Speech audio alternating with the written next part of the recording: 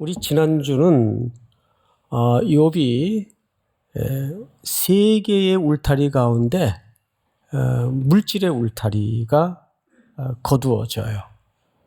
그 가운데에서도 욥은 무너지지 않았죠.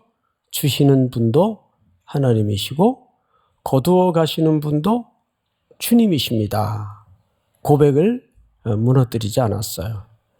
심지어는 두 번째 울타리인 육신까지 무너짐에도 불구하고 거의 죽은 사람과 방불한 상황에 떨어졌음에도 불구하고 아내의 푸념 섞인 애정이 담아진 그런 독설에도 불구하고 무너지지 않았어요. 이제 욥에게는 영혼의 담이 남아있어요. 이 세 번째 울타리가 사실상 욥기 전체를 관통하는 아주 큰 주제가 될 겁니다. 자, 우리 오늘 본문이 4장이에요. 몇 장을 건너뛰었죠? 3장을 건너뛰었습니다. 건너뛰는 것이 아니라 3장을 살짝 스케치만 하고 지나가려고 합니다. 2장 몇 절을 보시냐 하면 욥기 12절을 보세요. 멀리서 세 친구가 약속을 하고 찾아옵니다. 엘리바스, 빌닷, 소발이라는 사람이 찾아오는데 욥을 위문하고 위로하려 하여 서로 약속하고 오더니 12절 이렇게 되어 있죠. 눈을 들어 멀리 보매 그가 욥인 줄 알기 어렵게 되었으므로 그들이 일제히 소리질러 울며 각각 자기의 겉옷을 찢고 하늘을 향하여 티끌을 날며 자기 머리에 뿌리고 그 친구들이 충격을 받은 거예요. 어떻게 이럴 수가 있나. 너무너무 큰 충격을 받았어요. 그리고는 그 충격의 강도를 잘 설명했는데 13절 우리 한번 같이 읽읍시다. 시작. 밤낮 7일 동안 그와 함께 땅에 앉았으나 욥의 고통이 심함을 보므로 그에게 한마디도 말하는 자가 없었더라. 네. 너무 상대의 고통이 혹독하면 사실 이게 맞습니다. 무슨 말을 할 수 있겠어요? 그렇죠? 어느 날 갑자기 예고도 없이 불어닥친 이 처참한 불행 앞에 우리 근현대 사회도 요즘도 이런 끔찍한 일들이 주변에 얼마나 많습니까? 어머나 어떻게 그럴 수가 있어. 이런 정말 누가 들어도 신음밖에 나오지 않는 고통과 마주하게 되는 주변 사람들을 우리가 보죠. 그러면 무슨 말을 할 수 있겠어요? 친구들이 아무 말을 못합니다. 이건 뭐 어떻게 설명을 해야 되나? 어떻게 위로를 해야 되나? 자, 그런데 3장을 넘어와서 우리는 전혀 뜻밖의 아주 낯선 욥의 모습을 만나게 돼요. 어떻게 낯선가 하면 앞서 그가 보여주었던 그 굳건한 신앙인으로서의 모습을 찾아볼 수가 없고 3장 전체는 세 차례에 걸쳐 세 개의 본질에 걸쳐 첫째는 자기 출생에 대해서 탄식을 해요. 내가 왜 태어났나? 근데 태어난 걸 어떡합니까? 그리고는 이제 자기 생명에 대해서 저주를 해요. 탄식을 해요.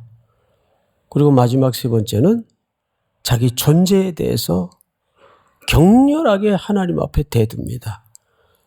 그리고 부흥기탱천에서 아주 거친 표현으로 온 우주 만물의 언어를 다 동원해서 하나님에 대해서 대들어요. 질문을 해요. 퍼부어요.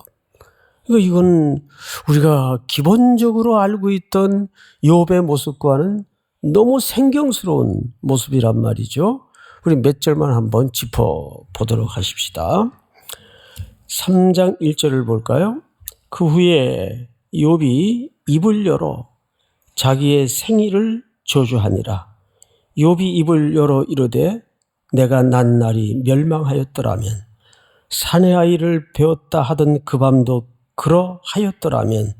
4절 다 같이 한번 읽어볼까요? 시작.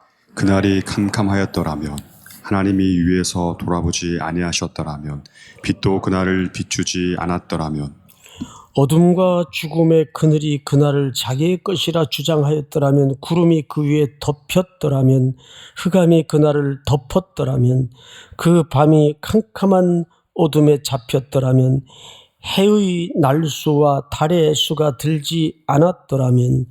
다 같이 시작.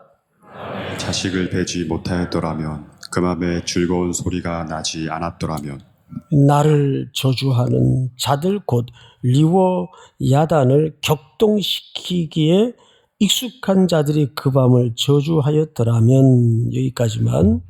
여기 리워 야단이라는 표현이 등장을 하죠. 그리고 일하고 악어로 볼 수도 있음 이렇게 되어 있는데 이 리워 야단이라는 존재는 뱀으로도 해석이 되고 또 악어로도 해석이 됩니다.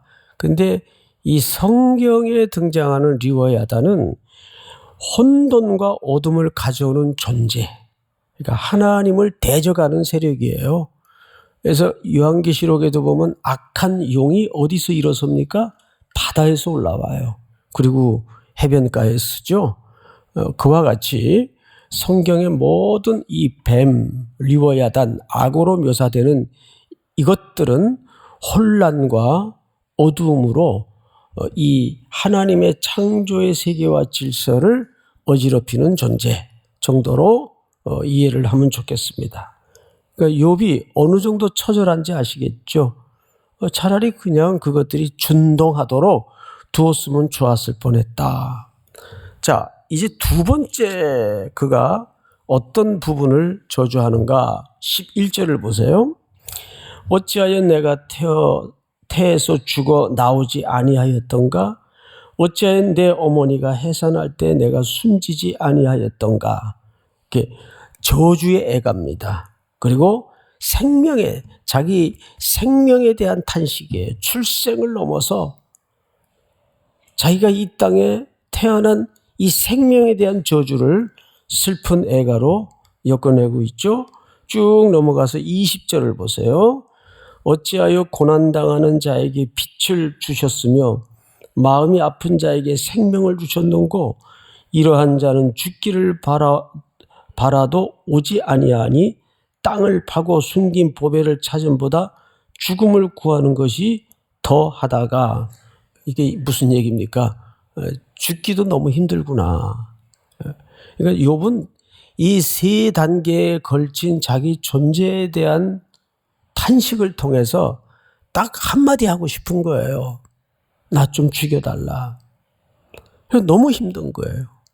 그가 비록 지난주 우리가 살펴보았듯이 모든 재물이 거두어져 가고 하루아침에 생떼 같은 자식들이 아무 소리 한마디 남기지 못한 채 다 쓰러져 가고, 그리고 심지어는 삶과 죽음이 별 의미가 없는 몸뚱아리마저 무너졌을 때 또 그는 굳건히 하나님을 향해서 고백을 흐트러뜨리지 않았어요.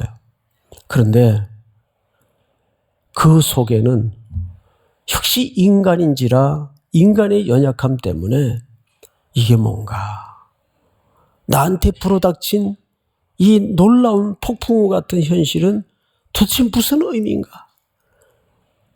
그리고 자기가 평생 정직하게 벌었던 재물들 뿐만 아니라 그것도 견디겠는데 자식들이 한꺼번에 다 죽어요. 종들도 죽어요. 자기도 생사가 별 의미 없는 몸뚱아리가 되었습니다. 어떤 생각이 들겠어요?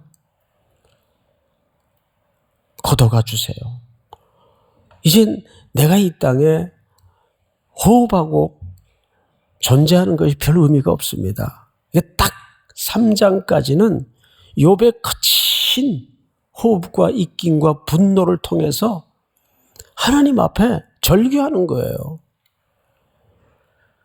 저는 3장에서 마저 욥이 하나님 감사합니다. 이랬다면 이 성경이 좀 문제가 있지 않겠는가? 예? 여러분, 기독교는 그렇게 광기설인 맹목적인 신앙을 우리에게 요구하지 않아요. 항상 하나님은 자기 백성들의 슬픔과 고통과 늘 마주해 주시고 그것을 공감하시기 위해서 이 땅에 아들 예수 그리스도를 피조물의 몸을 입혀서 보내시지 않습니까? 그러니까 우리의 눈물과 우리의 슬픔을 돌아앉아 문을 꽝 닫고 들어가시는 분이 아니에요. 나 몰라. 그런 분이 아니에요. 자, 이때 친구들이 이 퍼붓는 하나님을 향해 이런저런 모양새로 퍼붓는 욥을 물끄러미 쳐다보다가 드디어 이제 이 세 친구들과 욥 사이에는 격렬한 논쟁 공방이 시작됩니다. 오늘 본문이 그 부분이에요. 자, 4장으로 넘어와서 4장 전에 24절을 좀 볼까요? 3장 24절. 나는 음식 앞에서도 탄식이 나며 내가 앓는 소리는 물이 쏟아지는 소리 같구나. 이 앓는 소리. 산의 진미를 앞에 갖다 놔도 그게 눈에 들어오겠어요? 이 24절을 보시면 나는 음식 앞에서도 탄식이 나며 내가 앓는 소리는 물이 쏟아지는 소리 같구나. 내가 두려워하는 그것이 내게 임하고 내가 무서워하는 그것이 내 몸에 미쳤구나. 우리 26절 다 같이 시작. 나에게는 평온도 없고 안일도 없고 휴식도 없고 다만 불안만이 있구나. 네, 이게 어쩌면 우리 인간이 이 세상에 사는 평균치의 모습이라고 봐도 결코 틀리지 않습니다. 자, 그런데 이제 드디어 논쟁이 이렇게 시작이 됩니다. 대만 사람 엘리바스가 대답하여 이르되 누가 네게 말하면 네가 실증을 내겠느냐? 누가 참고 말하지 아니하겠느냐? 보라, 전에 욥을 두고 하는 얘기겠죠? 네가 여러 사람을 훈계하였고 손이 늘어진 자를, 낙심한 자를 격려하고 강하게 하였고 넘어지는 자를 말로 붙들어 주었고 무릎이 약한 자를 강하게 하였거늘. 5절 다 같이 시작. 이제 이 일이 내게 이름에 내가 힘들어하고 이 일이 내게 닥침에 내가 놀라는구나. 네, 이렇게 얘기하는 거겠죠. 욥, 네 고통은 알겠는데 너 과거에 모든 울타리로 겹겹이 갖추고 있을 때는 약한 사람, 낙심한 사람, 저주 아래 놓인 사람 네가 격려도 해주고 네가 일으키기도 하고 위로도 한 사람이 그 일이 너한테 닥쳤다고 네가 이러는 게 이게 논리상 맞냐?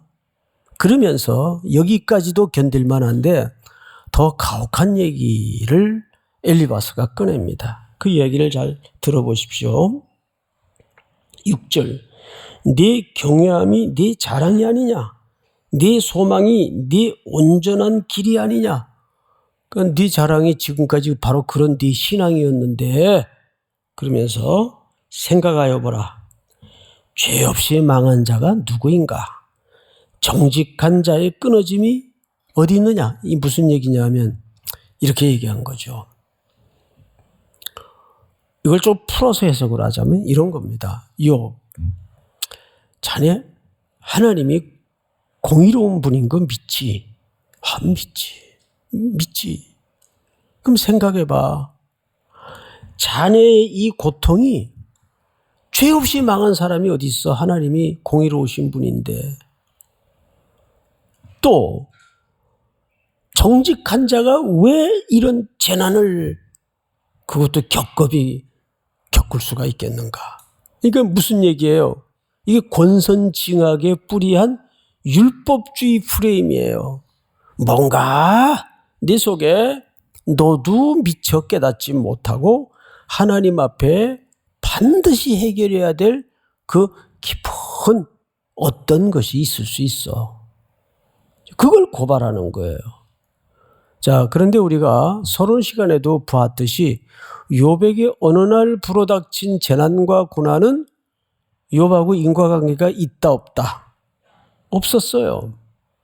없었단 말이에요.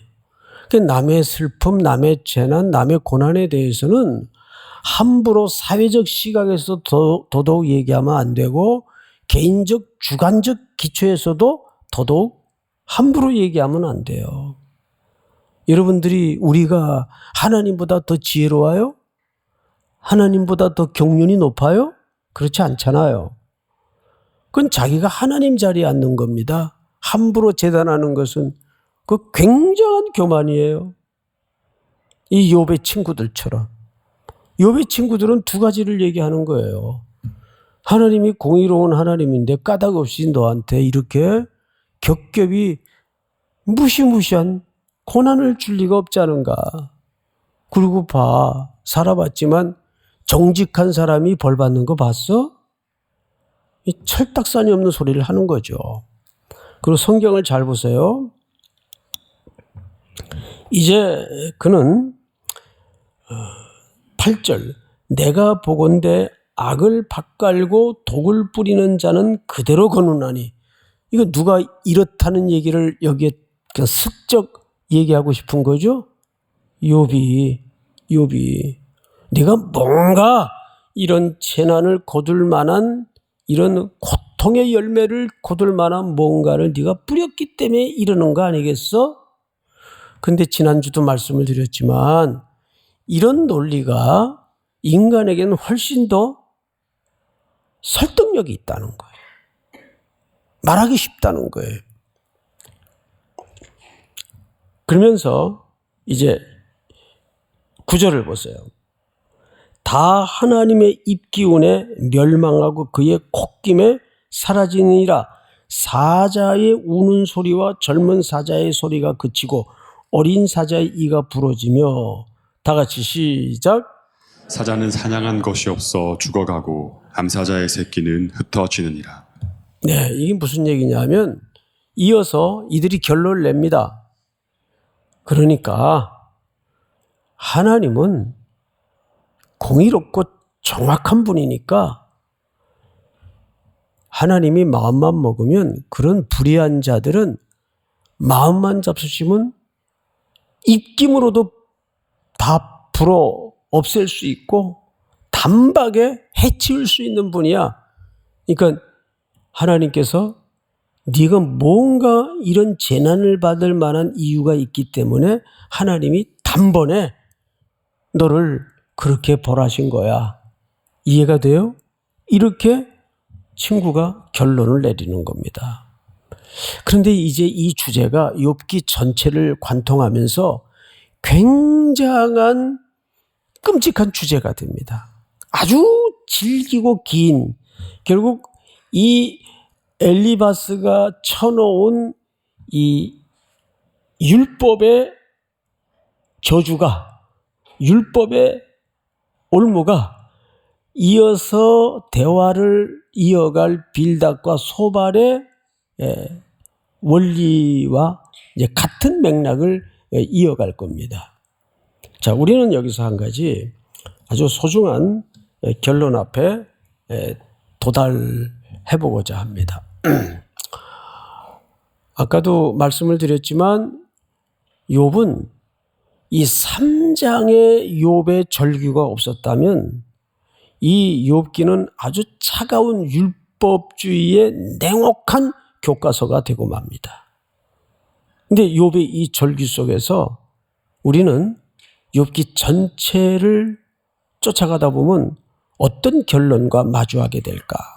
기독교는 광기가 서린 맹신적 종교가 아니에요.